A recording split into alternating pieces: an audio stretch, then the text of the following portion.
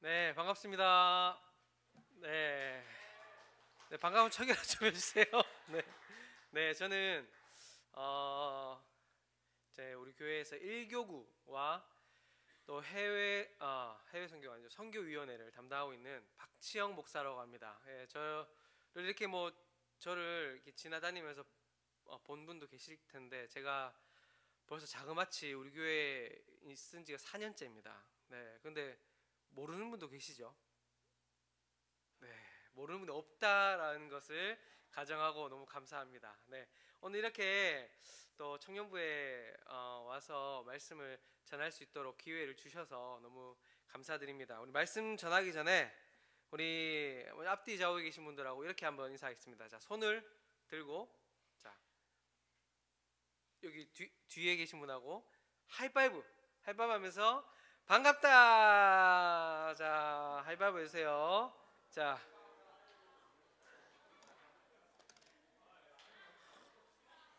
자, 그리고 또 이제 우리 많이 춥잖아요 오늘. 그렇죠. 그래서 우리 동성끼리 좀 손을 한번 잡아주세요.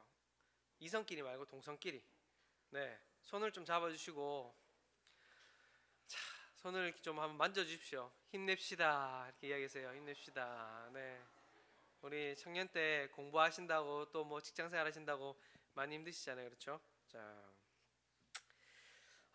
제가 이제 처음에 이제 하이파이브를 하고 손을 어, 잡아보자 이렇게 말씀드린 이유가 있습니다. 그 뭐냐면 우리가 이제 사람이 다른 사람과 이렇게 신체적으로 접촉을 할 때, 스킨십을 할 때 되게 정서적으로 안정감을 느끼고 또 뭐죠, 면역력이 굉장히 올라간대요.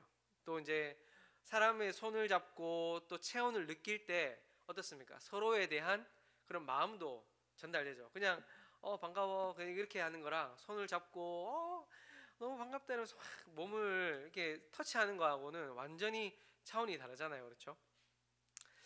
여러분들은 지금 굉장히 아름다운 시기를 지나고 있잖아요. 아름다운 청년 때를 보내고 있지 않습니까? 뭐 별로 안 아름답습니까? 네.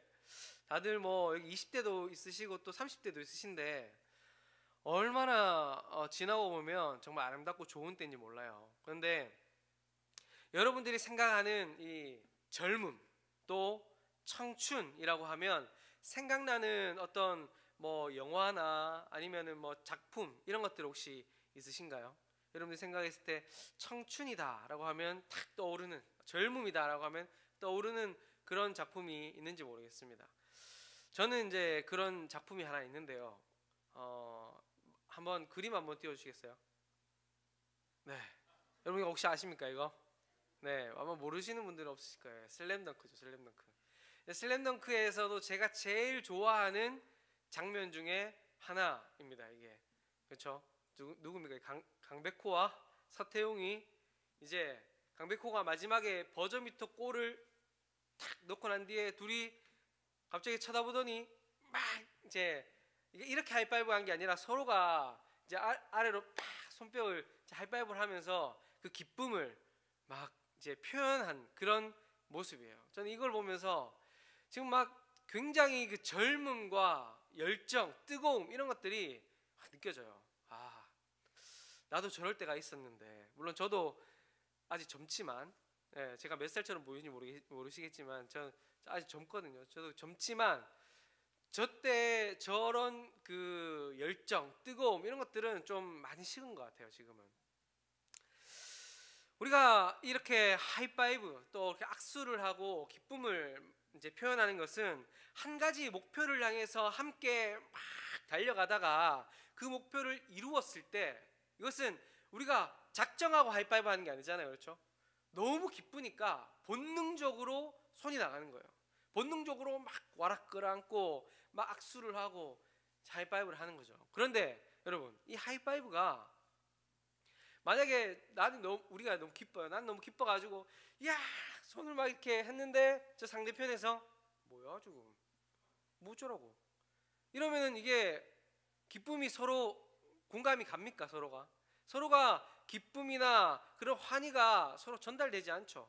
이 하이파이브 아니면 악수 이런 것은 내가 손을 내밀었을 때 그 상대방이 내가 손 내민 것에 대해서 화답했을 때 그때 짝 소리가 나면서 그때 서로 손을 잡고 체온을 주고받으면서 이루어지는 그런 행위가 바로 하이파이브이고 또 악수이죠.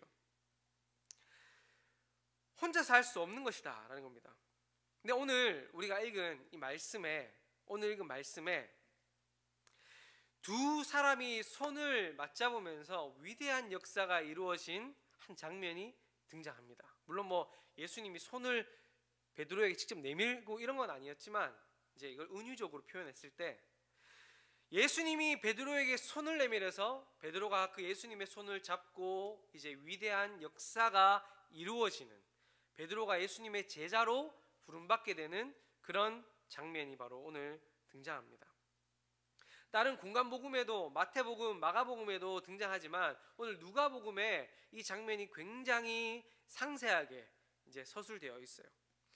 사랑하는 청년 여러분, 여러분들도 오늘 말씀을 나누면서 정말 저와 여러분 개인에게 내미시는 주님의 손을 잡으실 수 있길 주님의 이름으로 축원합니다. 오늘 말씀 이제 나누면서 오늘 말씀에 보면 이제 배경이 되는 곳이 어디라고 되어 있습니까? 게네사렛 호수다. 게네사렛 호수 되어 있습니다. 이 게네사렛 호수는 우리가 다른 이름으로 갈릴리 바다라고 이야기하고 또 디베랴 바다라고 이야기하는 곳이죠. 그곳으로 지금 예수님의 말씀을 듣고 싶어서 많은 무리들이 몰려와서 지금 하나님의 말씀을 듣는다라고 그렇게 이야기하고 있습니다. 물론 이제 예수님의 말씀을 정말 순수하게 그 하나님의 말씀만을 듣기 위해서 모여든 사람들은 아닐 거예요. 그냥 예수가 어떤 사람인지, 예수가 어떤 청년인지, 과연 뭐 무슨 말을 전하는지 그냥 궁금해서 온 사람들이 아마 대다수였을 겁니다. 어쨌든 예수님의 주변으로 많은 무리들이 몰려왔어요. 여러분, 제가 한 가지 질문을 드릴 건데 여러분 이런 경험이 있는지 한번 생각해 보십시오. 이제 많은 사람들이 있는데 그 가운데 내가 사랑하는 사람이 탁 있어요. 내가 사랑하는 사람이 저기 뒤에서 딱 등장을 합니다. 그럼 주변이 갑자기 흑백으로 변하면서 주변이 갑자기 흐릿흐릿해지면서 그 사람이 쫙 들어온 거예요. 그런 경험 여러분 해보신 적 있습니까?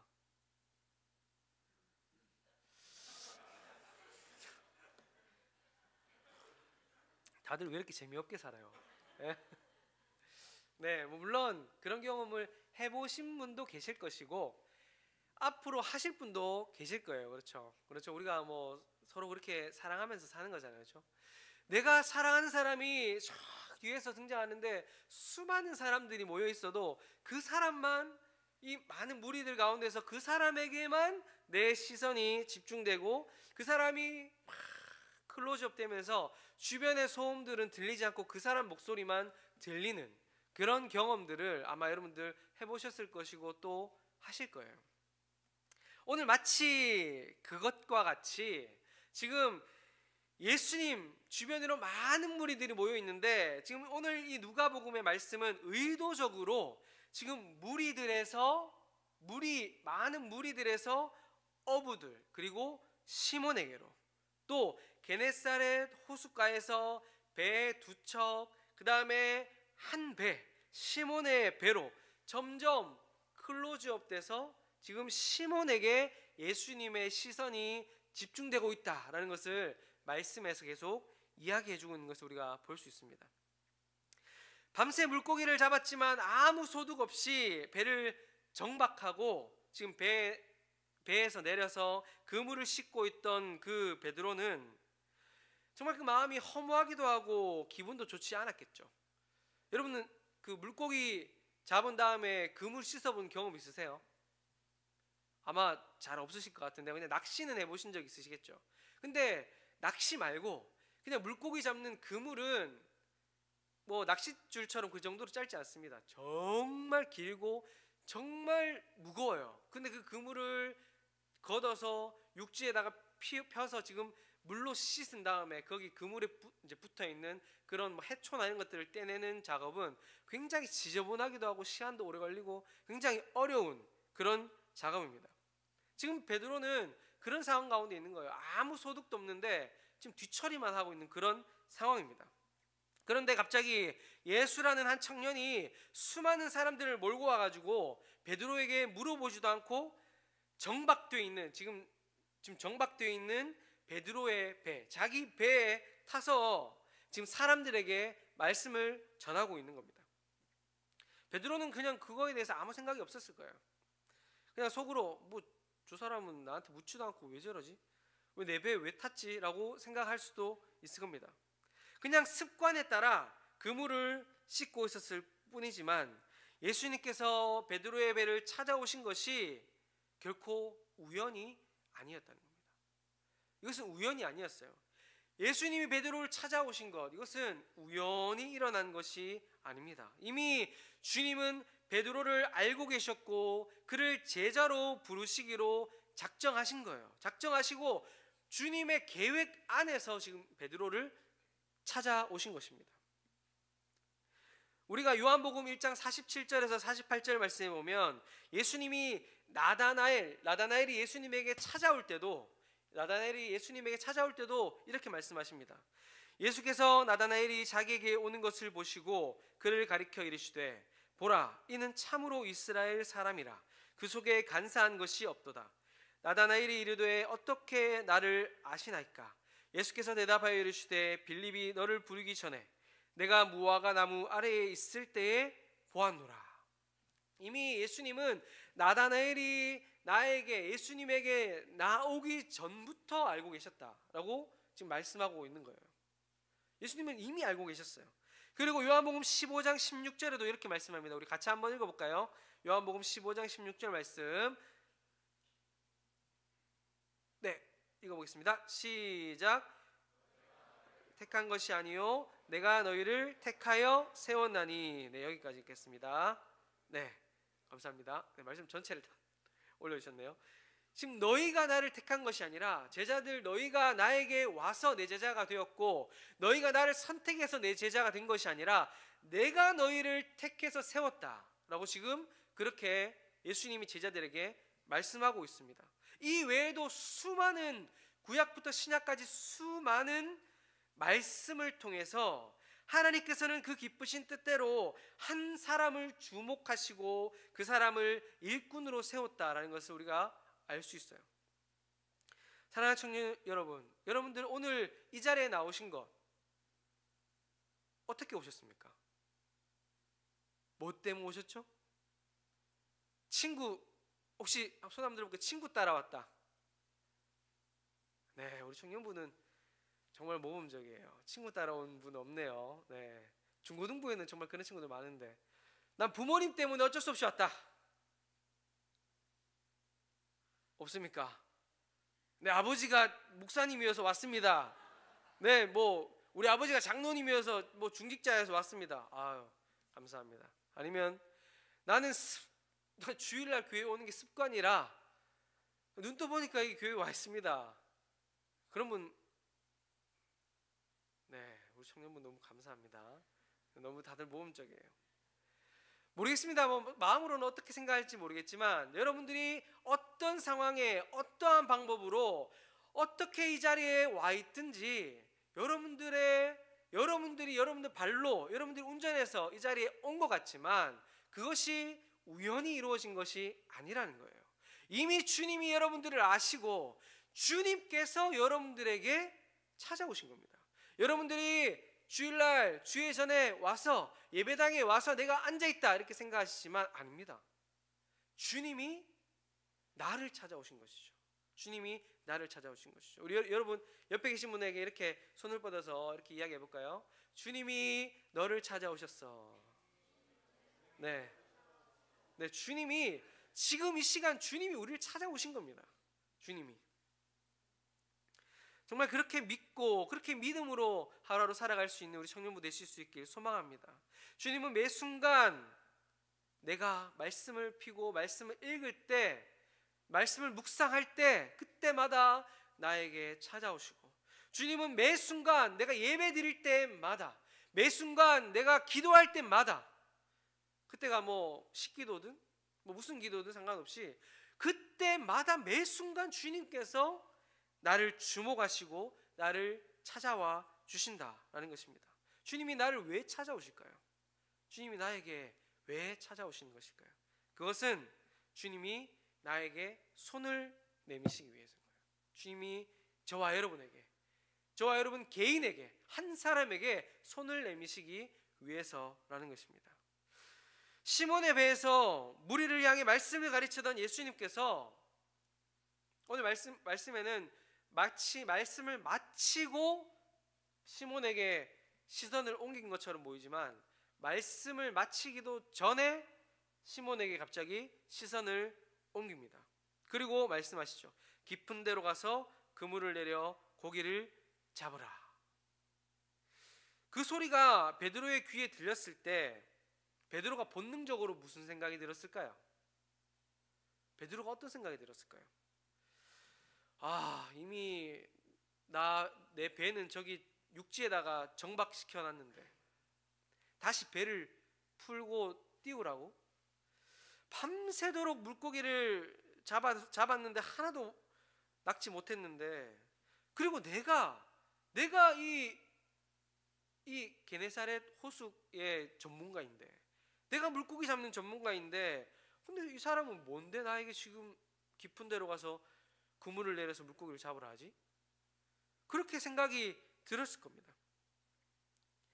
그 권유에, 예수님의 권유에 베드로의 생각과 베드로의 지식과 베드로가 지금 처한 상황은 전혀 맞지 않는 그런 상황이었어요.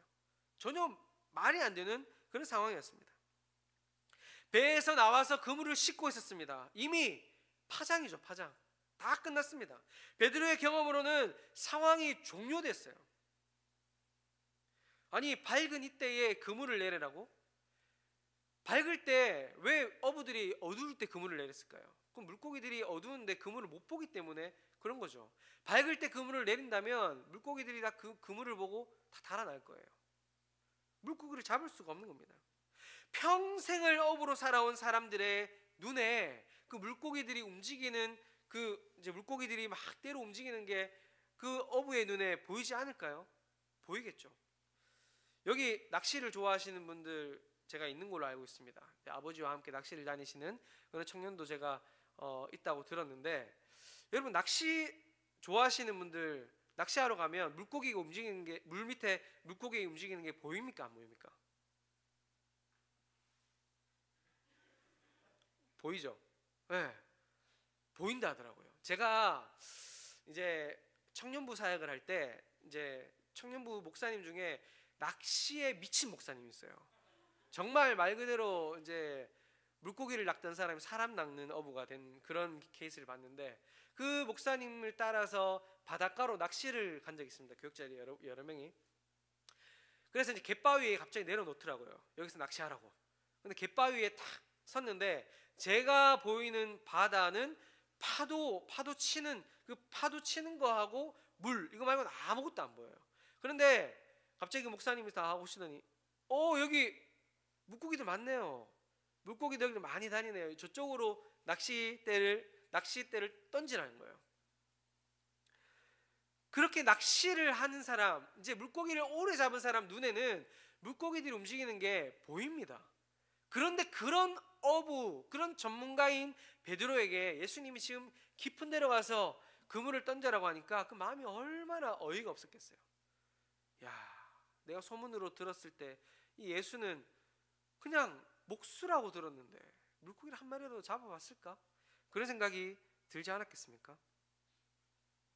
그런데 그런 베드로에게 예수님이 전혀 상황에 어울리지도 않는 그런 요구를 하신 이유가 무엇이었을까요? 그것은 베드로에게 뭔가 보여주고 싶으셨기 때문이죠. 뭔가 보여주고 뭔가 경험하게 하고 뭔가 깨닫게 하고 싶은 게 있었기 때문입니다. 주님께서 나를 찾아오셔서 나에게 손을 내미시는 것, 주님이 저와 여러분에게 찾아오셔서 손을 내미시는 것, 그것은 내 상황과 내 처지와 상관없습니다. 내가 어떤 상황에 처해 있든 내가 어떤 환경에 처해 있든 그것은 상관이 없어요. 하나님이 모세에게 손을 내미셨을 때 모세는 어떤 처지였습니까? 모세를 이스라엘의 지도자로 부르시기 위해 손을 내미셨을 때 모세는 그냥 늙은 말 못하는 노인에 불과했습니다. 그렇죠? 모세가 지도자다운 모습이 있었습니까? 전혀 없었습니다. 하나님이 기드온에게 손을 내미셨을 때 기드온은 어떤 모습이었습니까? 큰 용사라고 말했지만 그는 포도주 틀 안에서 그냥 포도주 틀 안에 숨어 있었던 겁쟁이에 불과했어요. 예수님께서 삭개오에게 손을 내미셨을 때, 삭개오야 내려오라 라고 했을 때 그 삭개오는 어떤 상황이었습니까? 삭개오는 동족의 피를 빨아먹는 그런 세리장이었습니다. 그리고 베드로에게 손을 내미셨을 때 그 베드로는 아무것도 잡은 것이 없이 빈손으로 그냥 그물을 씻고 있었던 어부에 불과했습니다. 주님께서 내가 원하는 상황에 내가 원할 때에 나에게 손을 내미시는 그런 분이 아닙니다. 내가 원할 때 주님이 오시고 내가 지금 필요하니까 주님 나에게 와주십시오. 주님 내가 지금 다 준비되었으니까 내가 모든 것 다 지금 준비되어 있고 주님이 쓰실 만한 모습이니까 지금 와주세요. 지금 나를 불러주세요. 그럴 때 주님이 나를 찾아오는 게 아닙니다. 주님이 나를 찾아오신 그때가 바로 주님의 때라는 거죠. 주님이 나에게 손을 내미실 때 내 모습은 부족해 보이고 아무것도 준비된 것이 없어 보이고 나는 정말 보잘것없고 볼품없어 보일지라도 지금 주님이 나에게 찾아오셔서 나에게 손을 내미신다면 그때가 바로 주님이 기뻐하시는 때이고 그때가 바로 주님의 때라는 겁니다. 그렇다면 주님이 나에게 손을 내미시고 내가 그 주님의 손을 탁 잡았을 때 과연 무슨 일이 일어날까요? 예수님께서 베드로에게 손을 내미시고 베드로가 그 예수님의 손을 잡았을 때 무슨 일이 일어났을까요? 첫 번째는 비록 확신이 없는 순종일지라도 역사가 일어났습니다. 비록 확신이 없는 순종일지라도 역사가 일어났습니다. 우리 함께 5절 말씀 같이 읽어보겠습니다. 5절 말씀입니다. 시작.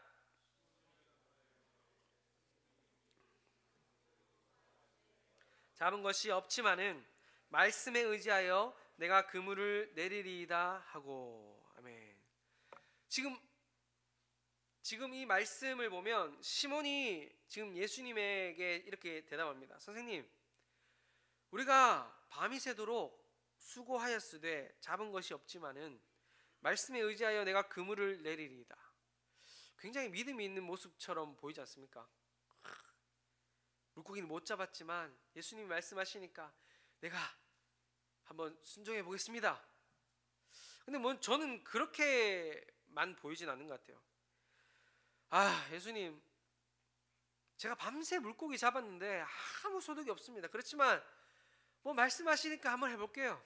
근데 이 베드로의 마음에 100%의 믿음이 있었느냐, 정말 100% 전적으로 순종하고 싶은 마음이 넘쳐나서 그렇게 했느냐, 그렇게 보이지는 않습니다.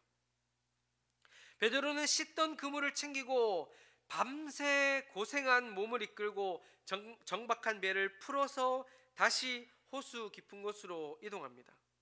베드로는 머리로는 크게 내키지 않지만 예수 선생님이 말씀하시니까 또 많은 사람들이 보고 있으니까 그냥 확신이 없는 순종을 한 것 같아요. 그랬더니 어떤 일이 일어납니까? 마치 물고기들이 기다리기라도 한 것처럼 그렇게 하니 고기를 잡은 것이 심히 많아 그물이 찢어지는지라. 이에 다른 배에 있는 동무들에게 손짓하여 와서 도와달라 하니 그들이 와서 두 배의 채움에 잠기게 되었더라. 베드로가 확신에 없는, 그냥 확신에 없는 순종을 했어요. 마음에는 어떤 일이 일어날지 몰랐습니다. 그 그물을 던질 때 과연 무슨 일이 일어날지 알았겠습니까? 무슨 일이 일어날지 알았으면 기쁨으로 달려가서 정말 기쁨으로 했겠죠. 그러나 예수님이 말씀하신 거 한번 던져보라고 하니까 한번 던져봐야겠다. 던졌더니 내 머리로는 도저히 상상도 할 수 없는 그런 놀라운 기적을 경험한 것뿐만 아니라 어떻습니까? 그물이 찢어지고 내가 경험한 그 놀라운 은혜와 기적을 다른 사람에게, 다른 배에게 나누어 주는 그런 놀라운 역할까지도 하는 거죠. 친구들에게 손짓해서 배를 붙여가지고 내 그물이 찢어지고 있으니까 이 많은 물고기를 옮겨 실은 거예요. 두 배에다가. 근데 두 배에 옮겨 실었는데 얼마나 물고기를 많이 잡았던지 두 배에 채웠는데 잠기게 됐다라고 말하고 있지 않습니까? 이런 일은 기대도 하지 않았습니다. 내키지도 않는 일이었지만 깊은 곳에 가서 그냥 그물을 던졌을 뿐이에요. 그러나 거기에 따른 결과는 가히 상상을 초월하는 기적이요 은혜였습니다. 그리고 더 나아가서 이 은혜를 주변 사람들과 나누고 그 경험을 나누는 그런 역할을 감당하게 되었죠. 두 번째는 예수님의 손을 잡았을 때 일어나는 일. 두 번째는 주님과 나의 관계가 정립됩니다. 주님과 나의 관계가 바르게 정립됩니다. 이 일을 경험한 베드로가 즉각적으로 보인 반응이 무엇입니까? 베드로가 즉각적으로 보인 반응. 와, 놀랍다. 대박이다. 너 오늘 이제 가가지고 이제 이 물고기 팔면은 야, 진짜 한탕 거하게 완전 한탕 하겠다. 그런 생각을 했을까요? 우리 함께 8절 말씀 한번 읽어볼까요? 8절 말씀 읽어보겠습니다. 시작. 시몬 베드로가 이를 보고 예수의 무릎 앞에 엎드려 이르되 주여 나를 떠나소서 나는 죄인이로소이다. 아멘. 지금 베드로의 고백은 주님이 진정한 하나님이시요 주인이시라는 그런 고백입니다. 왜냐하면 이것은 초자연적인 일이에요. 베드로의 머리로는, 베드로의 경험으로는 도저히 상상할 수 없는 놀라운 일 아닙니까? 평생을 그 게네사렛 호수에서 어부로 먹고 살았을 텐데 그물이 찢어지는 것도 모자라서 다른 배에다 옮겨 담을 만큼 그만큼 많은 수확을 경험한 적이 있을까요? 없었을 겁니다. 그런데 이것은 어부의 인생을, 내 경험을 초월하는, 내 상상을 초월하는 이런 초자연적인 일은 하나님만이 할 수 있는 일이다라고 베드로는 고백한 것이죠. 그래서 이 경험 앞에 베드로는 주님 앞에 납작 엎드러질 수밖에 없는 거예요. 납작 엎드러지고 주님만이 주인이시고 주님만이 하나님이시고 나는 죄인이구나.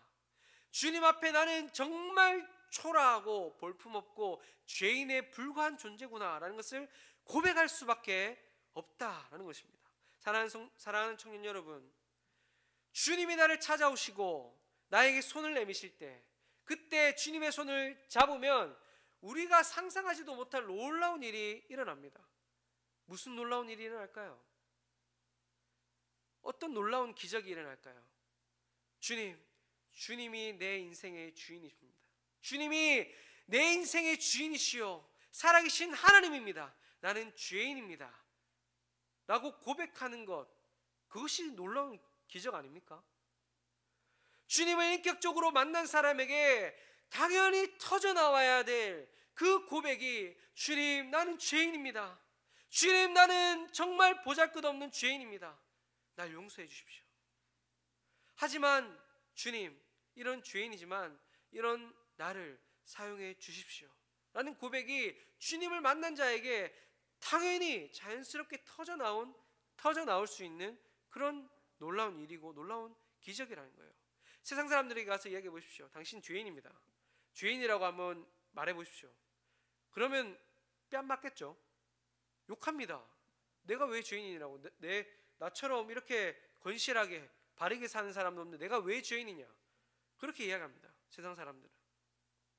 그 사람들은 도저히 이 일을, 저희같이 주님을 만났을 때 주님 앞에 내가 죄인이라고 고백하는 이 일을 상상도 할 수 없고, 그들은 감히 그들의 입으로 일부러라도 말할 수가 없어요. 그러나 우리의 이 일은 주님의 손을 잡았을 때 자연스럽게 베드로가 고백하듯이 우리에게도 자연스럽게 일어나는 놀라운 일이다라는 것입니다.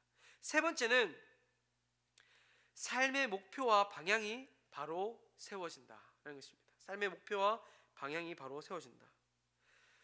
예수께서 시몬에게 이르시되 무서워하지 말라. 이제 후로는 내가 사람을 취하리라. 지금 베드로의 삶의 목적이 바로 새롭게 설정되었죠. 지금까지는 물고기 잡는 것이, 물고기 잡고 물고기 많이 낚는 것이 베드로의 삶의 목적이고 목표였어요. 그것만을 향해 살아가는 것이 베드로의 정말 전부였습니다. 그러나 그의 삶의 목표와 방향이 바뀌어졌습니다. 이제는 물고기가 아니라 사람을 취하는 사명을 주님께로부터 부여받은 것이죠. 그리고 말씀에 뭐라고 얘기합니까? 그들이 배들을 육지에 대고 모든 것을 버려두고 예수를 따랐다라고 말하죠. 나를 위한 삶에서 주를 위한 삶으로, 나를 위한 삶에서 주를 위해 사는 삶으로 바뀌어진 것을 우리가 볼 수 있습니다. 주님의 제자로 주님을 위해 살아가는 것으로 삶의 목표와 방향이 바로 세워진 것이죠. 하나님을 만난 모세도 역시 마찬가지였습니다. 그렇죠? 모세도 양을 치던 목동에서 하나님의 백성을 치는 목자로 그의 삶의 방향이 틀어졌죠. 물질을 위해 살아가던 삭개오도 물질을 가난한 자에게 다 돌리고 주님을 따르는 제자가 되었습니다. 예수님의 제자들을 박해하고 예수를 박해하던 그 바울이 주님을 위해 목숨을 내어 던진 그런 사도로 죽을 때까지 헌신한 것을 우리가 말씀을 통해 볼 수 있지 않습니까? 주님이 내미신 손을 잡은 자의 삶은 주를 위한 삶으로 그 방향이 완전히 선명하게 세워진다. 주님의 손을 잡은 자의 그 인생은 나를 위해 사는 삶에서 주를 위해 사는 삶으로 그 방향이 완전히 바뀌어지고 삶의 목표가 선명해진다라는 것을 우리가 말씀을 통해 알 수 있는 것입니다. 그런데 이런 모든 일들이 무엇에서부터 시작되었을까요? 주님의 부르심, 주님이 내미신 손에 내 손을 내미는 액션을 취했을 때 일어나는 것입니다. 베드로가 그의 삶이 물고기를 잡는 어부에서 사람을 취하는 그런 주님의 제자로 방향이 바뀌어진 그 계기가 주님의 말씀대로 100% 신뢰되진 않지만 그물을 내리는 그 액션을 취했을 때 모든 일들이 시작되지 않았습니까? 베드로가 그물을 내릴 때 기껏해야 물고기 조금 올라오겠지, 뭐 이제 예수가 뭘 알겠어 라는 그런 생각을 했을 수도 있습니다. 그러나 그 결과는 놀라운 기적을 경험할 뿐만 아니라 완전히 삶이 틀어진 것을 우리가 볼 수 있죠. 청년 여러분, 여러분들에게도 혹시 그런 경험이 있는지 모르겠어요. 주님의 그 말씀에, 주님의 부르심에 내가 100% 신뢰는 되지 않지만 또 내 의도가 100% 믿음 있는 그런 의도로 순종한 것은 아니지만 완전히 삶의 방향이 바뀌어지고 놀라운 경험을 한 그런 경험이 있으신지 모르겠습니다. 저에게는 있거든요. 저에게는. 우리 성교학교 할 때 들으신 분들도 계신데 때는 바야흐로 2009년 2009년입니다. 2009년 제가 이제 군을 제대하고, 우리 저기 형제 이제 올해 제대하시죠? 저도 군을 제대하고 대구 촌놈이 이제 서울로 상경을 했습니다. 서울로 상경을 해서 이제 몇 개월 동안 이제 옷장사를 했어요. 옷장사를. 제 친척 누나가 이제 그 인터넷 쇼핑몰을 하고 있어서 저기 서울의 성북동 허름한 그 빌딩에서 먹고 자고 하면서 열심히 옷장사를 했습니다. 옷장사를 하고 있는데 그때는 제가 신앙생활 열심히 하지 않았습니다. 제가 뭐냐면 제가 모태신앙이긴 했는데 이 모태신앙들을 아시잖아요. 모태신앙들은 모태신앙이긴 한데 뭔가 이 교회 가기 싫어. 교회 가기 싫어요. 교회 안 가보니까 너무 좋아, 너무 재밌고, 주일 새벽까지 놀아도 그 당시에는 엄마 아빠가 없으니까 나 혼자 사니까 그냥 마음대로 내 세상인 거죠. 그렇게 열심히 신앙생활을 안 하고 그렇게 이제 살다가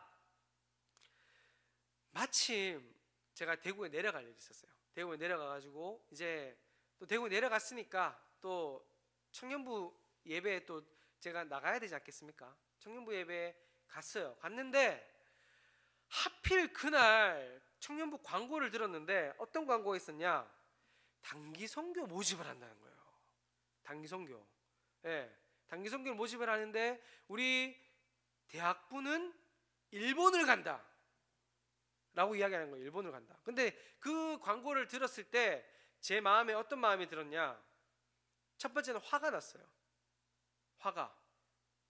왜 화가 났냐면, 아니 대학부에 왜 나의 리더, 내 리더는 왜 나에게 일본 단기 선교로 간다는 소식을 알려주지 않았지?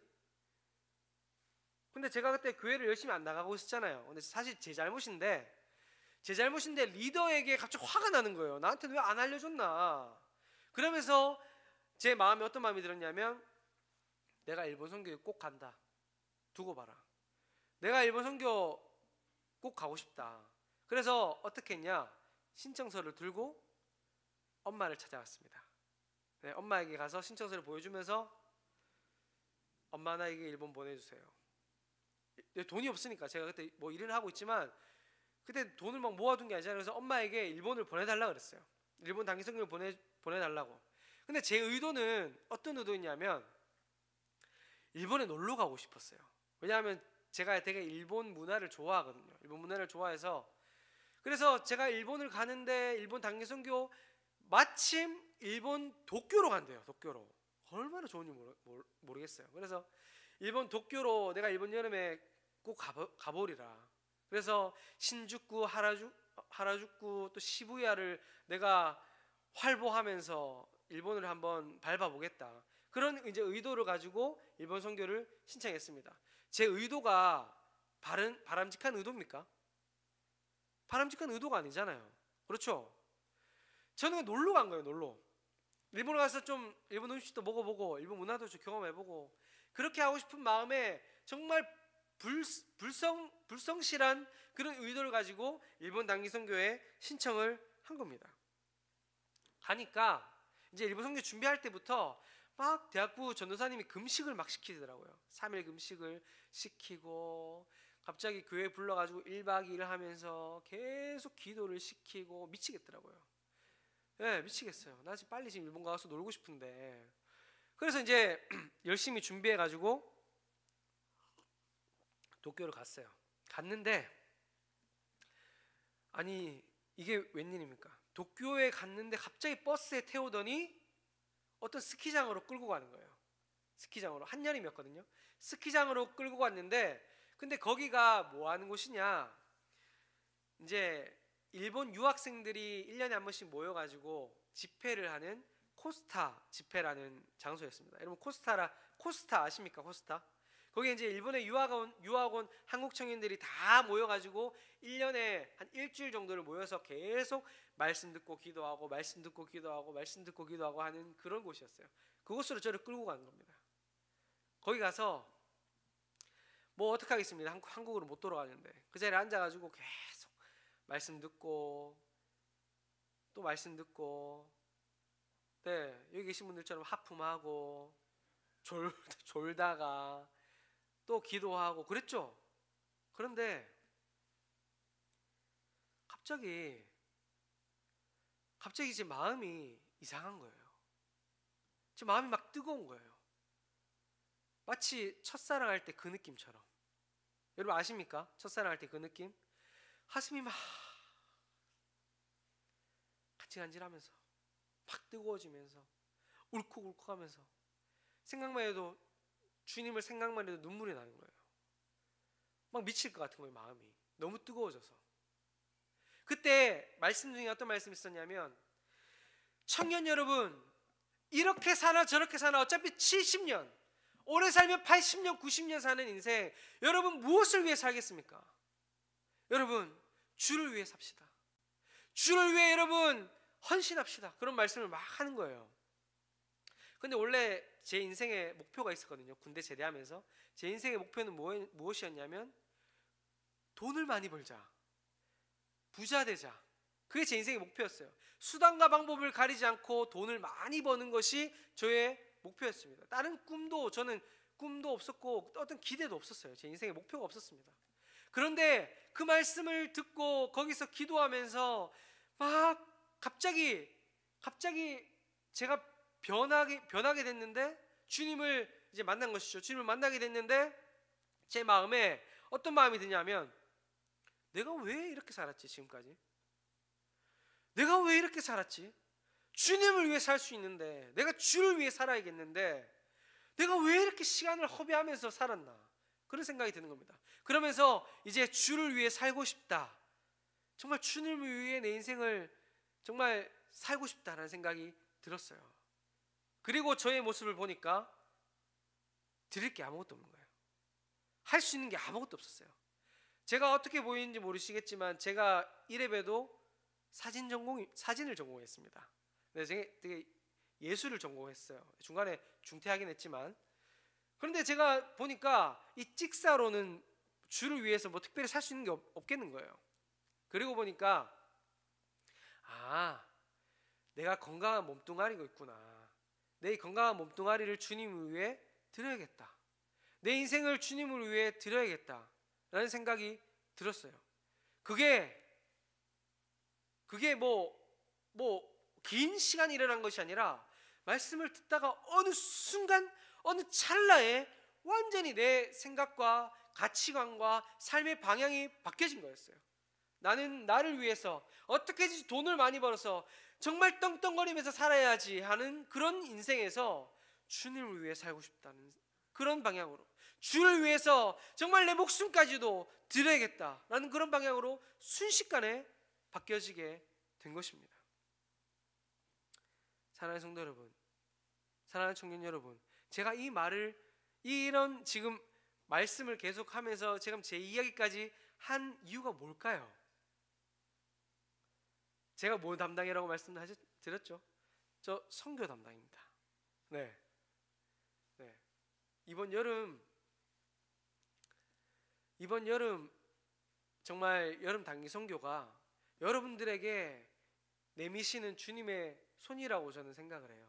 물론 주님이 여러분들에게 손을 내미는 것, 여러분들이 말씀을 묵상하고 기도하고 또 매 순간마다 예배 드릴 때 주님이 여러분들에게 손을 내미십니다.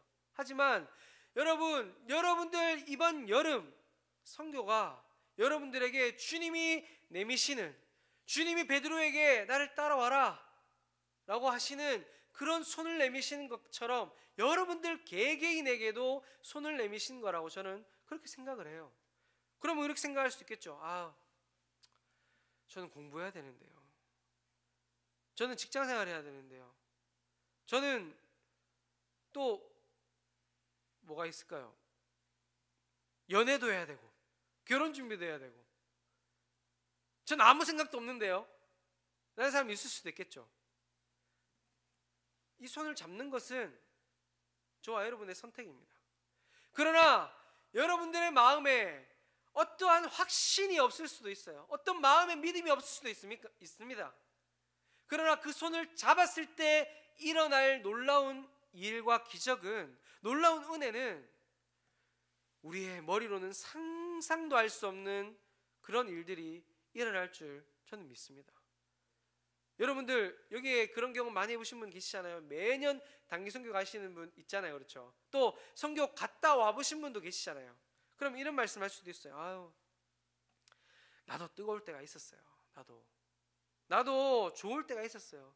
그런데 지금 취업 준비하다 보니까 또 직장생활 하다 보니까 지금은 그럴 여유가 없네요. 지금은 그때는 뜨거웠는데 지금은 식어버렸습니다. 그런 말을 하시는 분도 있습니다. 그러나 주님은 항상 우리에게 손을 내미십니다.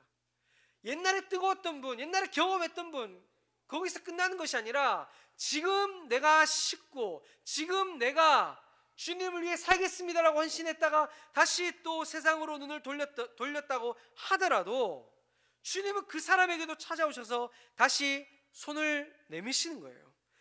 요한복음 21장 3절에서 7절 말씀 같이 한번 읽어볼까요? 우리 주님께서 베드로에게 다시 찾아오셔서 손을 내미시는 그 장면입니다. 같이 한번 말씀 읽어보겠습니다. 시작.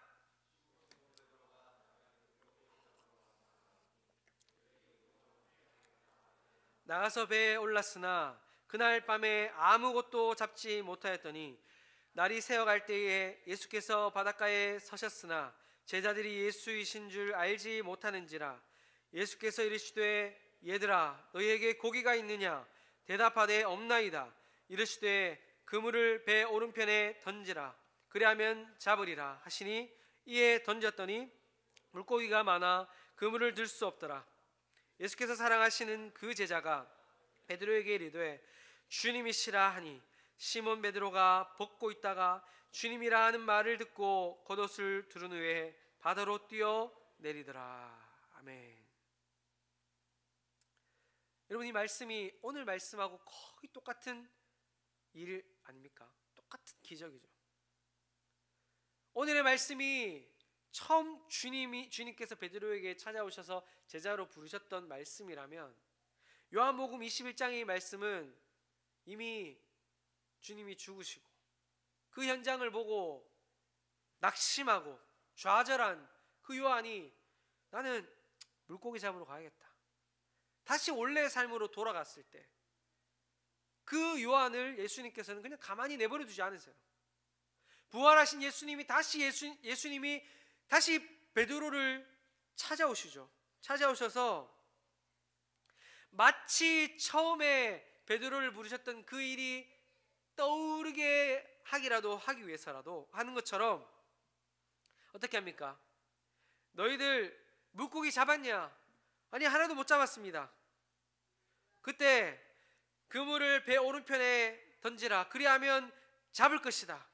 그때 그물을 던졌더니 그물에 물고기가 너무 많아서 들 수 없는 거예요. 그때 요한이 원래는 예수님인지 못 알아봤는데 요한이 베드로에게 이야기하는 겁니다. 주님이다, 예수님입니다. 그때 베드로가 벗고 있던 옷을 입고 물로 뛰어드는 겁니다. 왜냐하면 떠올랐던 거죠. 맞지? 주님이 그때 나에게 손을 내미시고 내가 그 주님의 손을 잡았을 때 주님께서 나를 제자로 불러주셨지. 그때의 그 뜨거움이 다시 되살아나고 그때 불러주셨던 그 주님의 부르심이 다시 되살아나서 바다로 뛰어들어서 주님에게 마구 달려가는 그 베드로의 모습을 우리가 볼 수 있지 않습니까? 그리고 그 베드로에게 예수님은 다른 말씀하시지 않으십니다. 내 양을 먹이고 내 양을 치라 라고 말씀하시면서 나를 따르라 라고 또 베드로에게 손을 내미시는 모습을 볼 수 있죠. 사랑하는 청년 여러분, 우리는 다 각자 상황이 있습니다. 우리는 다 각자 처한 상황이 다 달라요. 취업 준비하는 사람도 있고 직장생활하는 사람도 있고 또 공부하는 사람도 있고 군대에 있는 사람은 뭐 갈 수 없지만요. 네, 뭐 어쩔 수 없지만 제대하면 갑시다. 네, 어쩔 수 없어요. 근데 처한 상황은 다 다르지만 주님이 나를 따르라 라고 하는 그 내미는 손은 똑같습니다. 제가 서두에 말씀드렸던 것처럼 내 상황은 중요한 것이 아니에요. 내 상황, 내 환경은 중요한 것이 아닙니다. 내가 주님의 손을 잡았을 때 그때 일어날 놀라운 일과 놀라운 경험을 여러분들 다 정말 해보셨으면 좋겠어요. 돈이 없을 수 있잖아요. 뭐 여러 가지 이제 상황이 있지만 이제 단기 선교를 예로 들었을 때 단기 선교를 가고 싶은데 돈이 없어요. 알바를 할 수 있겠죠. 그런데 여러분들에게 그러한 정말 뜨거운 욕심이 있었으면 좋겠습니다. 신청서 들고 아빠에게 가가지고 아버지, 나 선교 보내주세요. 나 진짜 주님 만나고 싶습니다. 진짜 내가 선교 가서 은혜 받고 돌아오는 거 엄마 아빠 원하지 않습니까? 라고 하면은 아버지가 얘가 미쳤나 이렇게 말씀할까요? 아니에요. 그렇게 말하는 자녀에게 당연히 부모님이 기쁨으로 후원해 줄 거라고 저는 믿어요. 그리고 또 여러분 그런 욕심 가졌으면 좋겠습니다. 옆에 보니까 이 리더는 너무 뜨겁게 신앙생활하고, 또 아까 찬양팀 정말 뜨겁게 주님을 찬양하고 하나님을 높이고, 와, 어떻게 저렇게 뜨겁게 신앙생활을 하지? 나는 그냥 주일 한번 예배드리러 오는 것도 허덕허덕거리는데. 여러분, 정말 여러분들 인생, 우리가 언제 끝날지 모르는 우리의 인생을 그냥 매번 주일날 왔다 갔다 하는 걸로만 끝내고 싶으신가요? 정말 뜨겁게 주님을 섬기고 주를 위해 정말 살아가는 그런 인생 살고 싶지 않으십니까? 그런 욕심을 여러분들 가졌으면 좋겠어요. 그런 정말 기회가 저는 여름 선교라고 생각합니다. 또 그렇게 믿어요. 물론 준비를 하면서 여러 가지 힘들고 어려운 일들도 있을 겁니다. 하지만 반드시 그곳에서 하나님께서 보게 하실 것이 있고, 반드시 그곳에서 깨닫게 하실 것이 있고, 여러분들이 앞으로 살아갈 인생의 밑거름이 되고, 또 하나님께서 여러분들의 인생에 주시는 비전을 그곳에서 경험하게 될 줄 믿습니다. 사랑하는 성도 여러분, 정말 오늘 말씀을 통해서 정말 이 중에서 한 분이라도 여러분들 마음에 정말 그런 부담감이 생기시는 분이 있다면 저는 정말 감사하다 생각이 듭니다. 여러분들 정말 기도하시면서 정말 내 인생 주를 위해 살고 싶습니다. 내 인생 정말 뜨겁게 주를 위해 헌신하는 삶이 한번 되어보고 싶습니다. 지금은 너무 냉랭하고 너무 식어있는 이런 모습이지만, 정말 나를 위해 사는 것도 허덕허덕거리면서 살고 있지만, 주님, 내 인생을 정말 주님 앞에 한번 맡겨보고 주님의 손을 잡아볼 테니까 주님, 내 인생을 변화시켜 주십시오. 정말 내 인생을 이끌어가 주십시오 라고 그렇게 헌신할 수 있는 우리 모든 청년부 지체들 삶이 될 수 있기를 주님의 이름으로 축원합니다.